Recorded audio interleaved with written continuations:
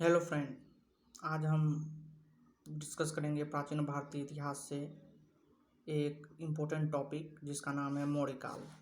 इससे पिछले कई एग्जामों में प्रश्न पूछे गए हैं और आगे भी प्रत्येक एग्जामों में इससे प्रश्न बनते हैं। तो आइए देखते हैं हम कुछ महत्वपूर्ण प्रश्न जो मौर्य काल से संबंधित हैं। तो इसमें सबसे पहला क्वेश्चन आता है, अपने भाई सुसीम की हत्या कर राज सिंहासन पर कौन बैठा था? तो ऑप्शंस हैं अशोक, अजातशत्रु, कनिष्क और सिमुक। तो कौन बैठे थे अपने भाई सुसीम की हत्या कर? तो बैठे थे अशोक। अशोक ने अपने भाई सुसीम की हत्या कर राज सिंहासन पर बैठा था। दूसरा क्वेश्चन है, अशोक अपनी किस पत्नी से अधिक प्रभावित थे? तो अपनी किस पत्नी से अधिक प्रभावित थे अशोक?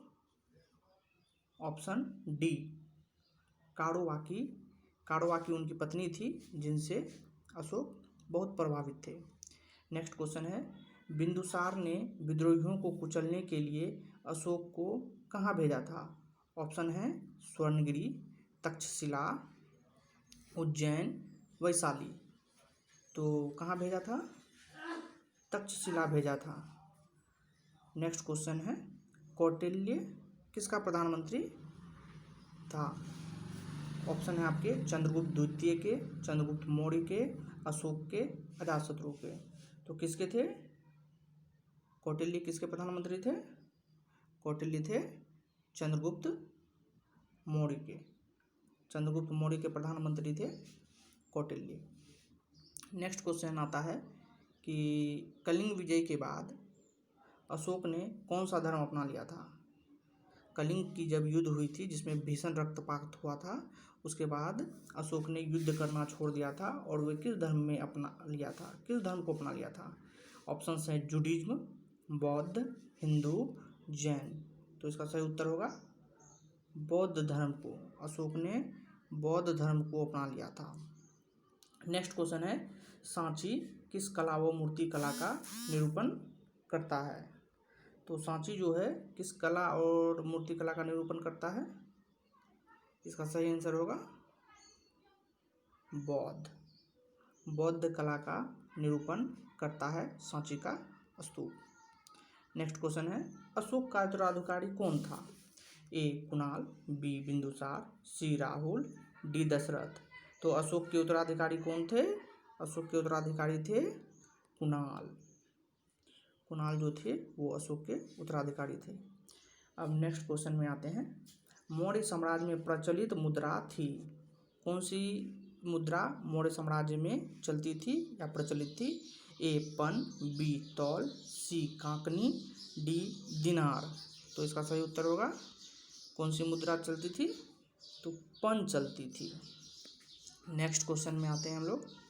नेक्स्ट है, मौर्य साम्राज्य के संस्थापक थे कौन थे? बिंदुसार, चंद्रगुप्त मौर्य, अशोक या बिंबिसार। तो इसका सही उत्तर होगा चंद्रगुप्त मौर्य। चंद्रगुप्त मौर्य ने मौर्य साम्राज्य की स्थापना की थी। नेक्स्ट क्वेश्चन है, किस शहर में अशोक के शिलालेख नहीं मिलते हैं? तो किस शहर में अशोक के शिलालेख नहीं मिलते हैं? गिरनार, कांधार, पाटलिपुत्र और टोपरा। तो इसका सही उत्तर होगा पाटलिपुत्र में अशोक के कोई भी शिलालेख नहीं मिलते हैं। नेक्स्ट क्वेश्चन है, मौर्य काल में शिक्षा का सर्वाधिक महत्वपूर्ण केंद्र कौन था? ए वैशाली, बी नालंदा, सी तक्षशिला, डी उज्जैन। तो कौन था मौर्य काल में शिक्षा का सर्वाधिक महत्वपूर्ण? तो तक्षशिला था। तक्षशिला था।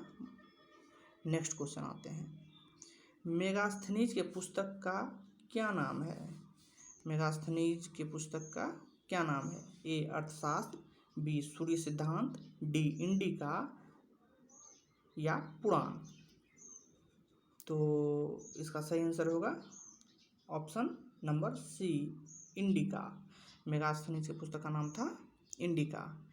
नेक्स्ट क्वेश्चन आता है, मुद्रा राक्षस जिसमें चंद्रगुप्त मौर्य का विशिष्ट रूप से वर्णन हुआ है के लेखक कौन है? ए भास, बी सुदरक, सी विशाखदत्त या डी अश्वघोष।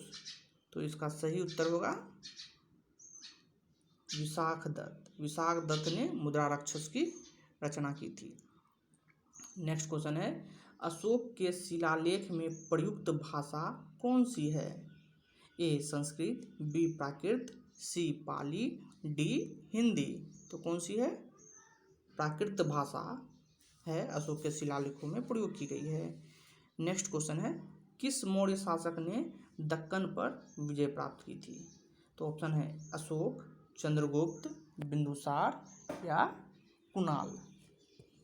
तो इसका सही उत्तर बताइए क्या होगा? किस शासक ने दक्कन पर विजय प्राप्त की थी? तो इसका सही उत्तर होगा चंद्रगुप्त। कौन होगा? चंद्रगुप्त होगा। चंद्रगुप्त ने दक्कन पर विजय प्राप्त की थी। मेगास्थनीज ने भारतीय समाज को कितने भागों में विभाजित किया था? बहुत ही इम्पोर्टेंट प्रश्न है, बार बार एग्जामों में पूछे जाते हैं।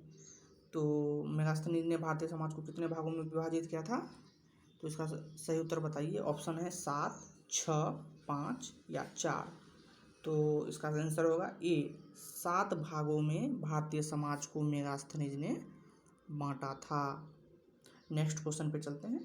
नेक्स्ट क्वेश्चन है, कौटिल्य के अर्थशास्त्र में किस पहलू पर प्रकाश डाला गया है?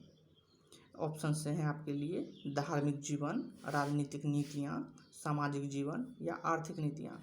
तो इसका सही आंसर होगा ऑप्शन बी, राजनीतिक नीतियों पर कौटिल्य के अर्थशास्त्र में प्रकाश डाला गया है। नेक्स्ट क्वेश्चन है, निम्नलिखित में कौन सा क्षेत्र अशोक के साम्राज्य में शामिल नहीं था? आपका ऑप्शन है ए अफगानिस्तान, बी बिहार, सी श्रीलंका या डी कलिंग। तो कौन शामिल नहीं थे अशोक के साम्राज्य में? श्रीलंका अशोक के साम्राज्य में शामिल नहीं था। नेक्स्ट क्वेश्चन, पाटलिपुत्र स्थित चंद्रगुप्त मौर्य का महल बना था, किससे बना था? ए ईंटों का, बी पत्थर का, सी लकड़ी का या डी मिट्टी का। तो इसका सही आंसर होगा ऑप्शन नंबर सी, लकड़ी का। पाटलिपुत्र में जो चंद्रगुप्त मौर्य का महल बना हुआ था वो लकड़ी का बना हुआ था। अंतिम क्वेश्चन पे आते हैं।